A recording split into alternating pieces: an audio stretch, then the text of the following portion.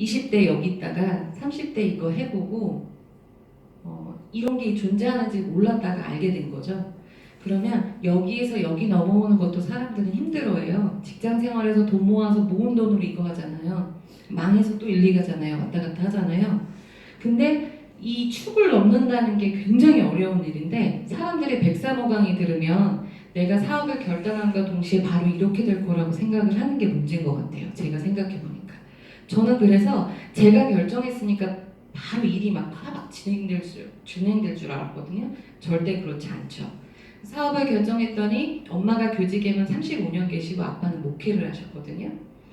왜 다른 사람의 돈을 그렇게 하냐? 열심히 일해서 돈을 벌어야지. 엄마가 35년간 학교에서 일하고 연금을 받는 게 500만 원인데 네가 2, 3년 안에 500만 원을 권리소득으로 본다면 엄마는 억울해서 어쩌냐? 부터 시작해서 그게 말이 되냐? 이렇게 엄마랑 맨날 싸웠어요.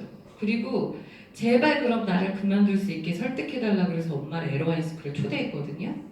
그래서 첫 대본도 저는 조기준 사장님한테 안 받았는데 엄마를 설득하기 위해서 받는 대본 자리에서 엄마가 조기준 사장님을 너무 취조해가지고요. 벌벌벌 떨면서 내가 맞았어요.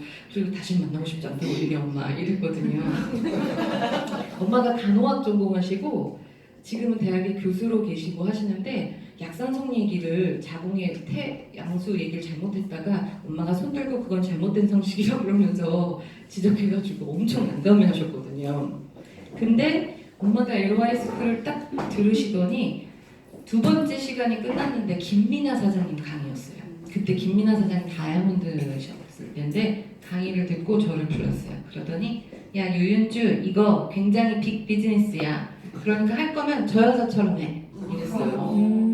그래서 제 롤모델이 그때부터 김민아 한상훈 사장님 됐거든요. 지금도지만. 그래서 이 일을 시작하고 나니까 가족의 반대. 남편은 나가서 휴대폰 요금 정도나 벌어와라. 그게 무슨 사업이냐 하고 친구들한테 가서 얘기했더니 남편이 쓰러지더니 남편이 나가서 이거 물건 팔래 드냐 이렇게 얘기하고 그리고 그 남편 얘기 궁금하죠. 그대로 식물인간 아니에요. 랠리 때 보셨잖아요. 저는 재혼한 게 아니거든요. 그 사람이 그 사람인데 허리를 열어야 된다 그러고 수술 날짜까지 다 잡고 관절 주사를 맞고 70대 노인 허리라고 뭐 퇴행도 오고 측만도 오고 탈출도 오고 허리를 못 쓴다는 진단을 받았어요. 근데 미케닉이 허리를 못 쓰면 끝난 거죠. 근데 이모가 병원을 옮겨보자고 제의해가지고 옮긴 한방병원에서 MRI를 찍었는데 이 병원에서 준 촬영하고 이거하고 다르다는 거예요. 동일인이 아니라는 거예요. 이 원장님이. 이건 정말 노인이고 이분은 디스크도 아니고 근육이 놀래서 그런 거다. 그래서 의료 소송을 해도 좋다라고 얘기하는데 그 병원이 김연아를 마케팅하는 우리나라 거물급 병원이었던 거죠. 그래서 답심님이 있어요. 그래서 그 병원을 상대로 너 의료 소송 할래? 그럼 그거 맡아줄 변호사도 없다? 2천만 원부터 시작해 이렇게 얘기하면서 원장님이 우리 어깨를 두드리면서 젊은 부부가 새롭게 삶을 얻었다고 생각하고 열심히 살으라고 억울해하지 말고 오진이니까. 그래서 지금도 저는 허리 아프다는 사람 있으면 병원은 여러 군데 가보라 그래요. 진단은 다 똑같은데 치료법을 어떻게 할지 고르는 과정도 중요하니까 여러 군데 가보라고 하거든요. 그래서 이 남자가 추나 10번 받고 벌떡 일어났어요. 그리고 열심히 일했어요. 일하고 있어요. 근데 일을 하고 나도 자기가 공백 기간 동안 마이너스 났던 거를 다 채워야 된다는 생각에 또 죽어라 일을 하는 거예요. 근데 저는 여기서 이 원리를 알았잖아요. 또 자영업에 한계가 있어. 그거 계속한다고 나아지지 않아를 얘기했더니 이제 다단계에 빠져서 저런다고 이제 얘기하는 거죠. 엄마랑 신랑이 그렇게 반대하더니 엄마가 LY스쿨 듣고 변하더니 지원자가 되셨어요. 그 전까지는 친구랑 나가서 물건 팔았는데 얘가 안 산다고 전단지를 제 앞에서 던지고 제가 쌈딱이었어요. 엄청 싸웠어요.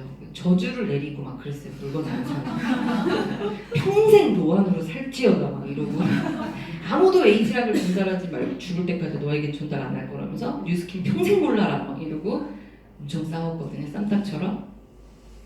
그랬는데 그러고 돌아다니고 집에 와서 이제 막 울면 남편이 막 소리 지르면서 얼마나 번다고 나가가지고 그 고생을 하고 그런 소리를 듣고 있냐고 당장 때려치라고 그러잖아요. 집에서도 힘든 티를 못 내서 대본하고 한강 가서 소리 막 지르고 집에 와서 어떠냐 그러면 너무 사업이 잘 돼. 이러면서 근데 얼마 벌어? 70만 원. 이렇게 막 그거 보려고 그렇게 하는 거야? 이런 얘기를 막 했었어요. 근데 지금 생각해보면 이 분면을 이 축을 뛰어넘는 일이 굉장히 어려운 일이고 내가 결정을 하더라도 바로 바뀌는 게 아니라 새로운 도구를 익히고 배우는 과정이 필요한데 제 꿈은 저 멀리 가 있는 거예요. 근데 왜 그런가 싶었더니요. 회사에 입사하면 코스대로 움직여야 되죠. 순서대로. 그러니까 갑자기 입사한 사람이 일 잘한다고 과장되고 사장 될 수 없죠.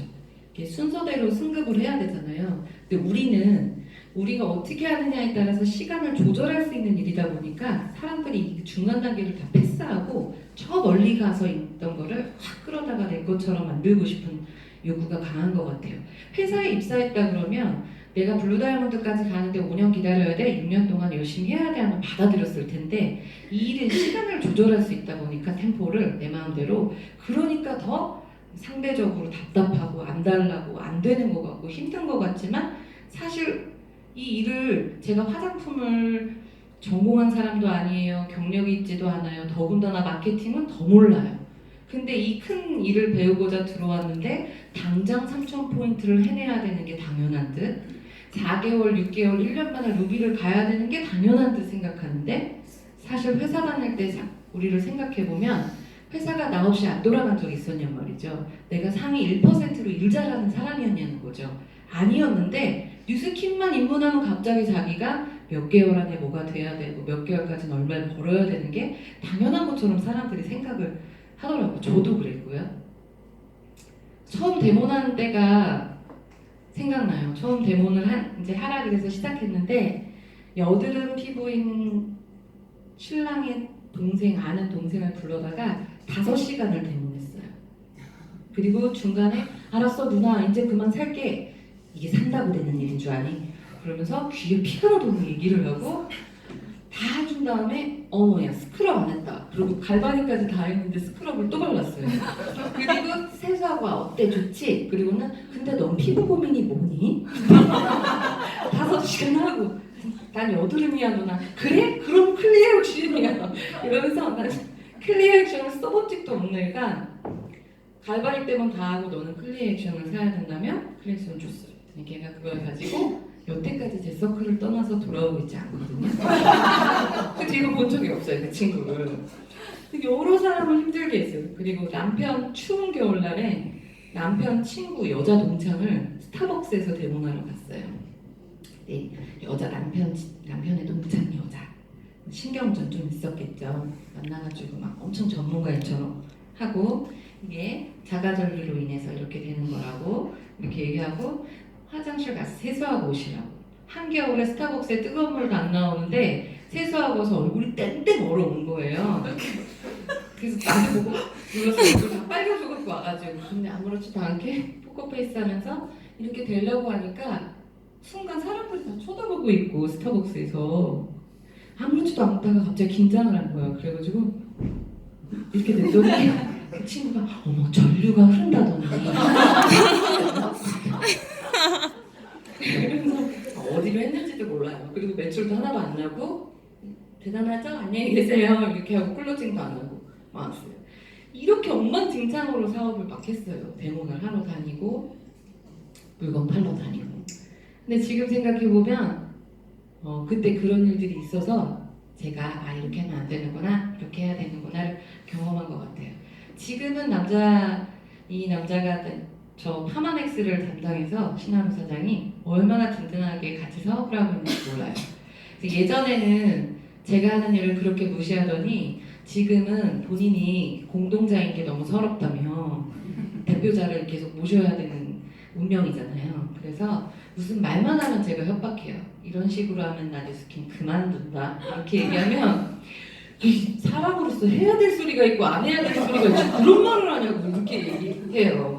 그리고 조기준 사장님이 명함 줬을 때 이렇게 버렸던 사람이에요. 왼쪽에 두고 가세요 이렇게. 근데 지금은 발소리만 나도 90도로 폴더로 접히는 사람이죠. 그리고 일이 있다고 하면 저녁에 본인 스케줄 조정해서 육아도 당연히 자기가 해야 된다고 생각하는 사람이에요.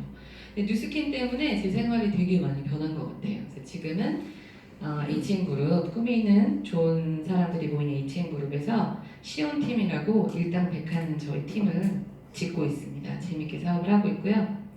오늘 여러분들이랑 드릴 강의 제목이 되게 희한하셨죠? 네. 리더십이란 이야기가. 자, 제가 여러분들하고는 말이 통하는 사람이에요. 맞나요? 네. 왜냐면 우리는 보편적 비극을 다 같이 안고 있죠. 사업하면 2, 3천 포인트 힘들죠. 리크루팅 왜 이렇게 힘들어요? 강의는 왜 이렇게 안 들어오고 소비자들은 왜 이렇게 재구매를 안 해? 이런 얘기 하려면 한도 끝도 없어요. 그리고 서로 너무 잘 마음을 이해하고 재밌어서 계속 이런 얘기, 대본하다가 실패한 얘기, 스크럽으로 풍선을 막 밀면서 조성길 사장님 강의 듣고 절대 터지지 않아요. 뻥! 풍선이 불량인가 봐요. 뭐 이러면서 엄청 말도 안 되는 얘기를 많이 하고 다녔거든요. 근데 그런 얘기하면 엄청 재밌게 여러분들 웃겨드릴 수 있고 뭔가 이렇게 위로받았다는 느낌 들게 만들어 드릴 수 있어요. 왜냐면 우리는 말이 통하는 사람인데 말이 통하는 사람을 뭐라고 하냐면 지적 수준이 맞는 사람이 아니라 빡친 포인트, 뭐에 열받고 분노하는지 서로 너무 잘 알죠. 그리고 풍자 센스가 맞아서 우리끼리 있으면 커피 한 잔 놓고 네트워크 개그하면서 너무 재밌게 얘기할 수 있어요. 제가 1시간 동안 여러분들에게 그렇게 얘기하고 가면 남는 게 하나도 없겠죠. 그래서 오늘 제가 여러분들과 이야기하고 싶은 건 말이 통하는 사람이 아니라 소통이 하고 싶어서 온 거예요. 소통이 뭐냐면 뜻이 서로 통하여 오해가 없는 사람이 소통하는 관계입니다.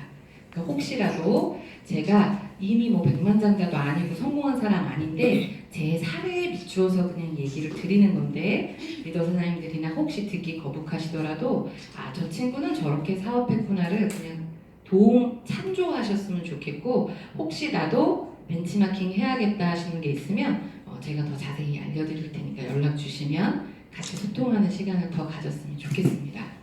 자, 지인들이 리크루팅 안 되는 이유가 얘예요.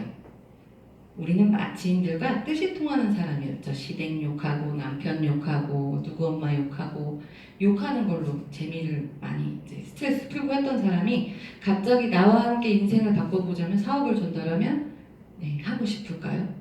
그래서 지인들의 거절이 많은 거예요. 제 이미지가 바뀌는데 오래 걸리더라고요. 제가 다이아몬드까지 오는데 한 명도 지인이 없어요. 지인은 하면 안 돼요. 저에 대해서 너무 잘 알아서 안 돼요. 20대 제가 어떻게 보냈는지를 알아서 팔로우십이 안 생길 거예요. 제가 생각해도. 그래서 어떻게 하다 보니까 콜드를 못한다 했는데 콜드로 가게 된 거예요. 신기한 거예요. 지금 생각해보면. 그래서 내가 소비자들과 소통하고 있는지, 스폰서님과 소통하고 있는지, 파트너 사장님과 소통하고 있는지를 좀 점검하셨으면 좋겠고 소통하는 시간을 만들어 보도록 하겠습니다. 여기부터는 제 생각이에요. 이게 정답이 아니고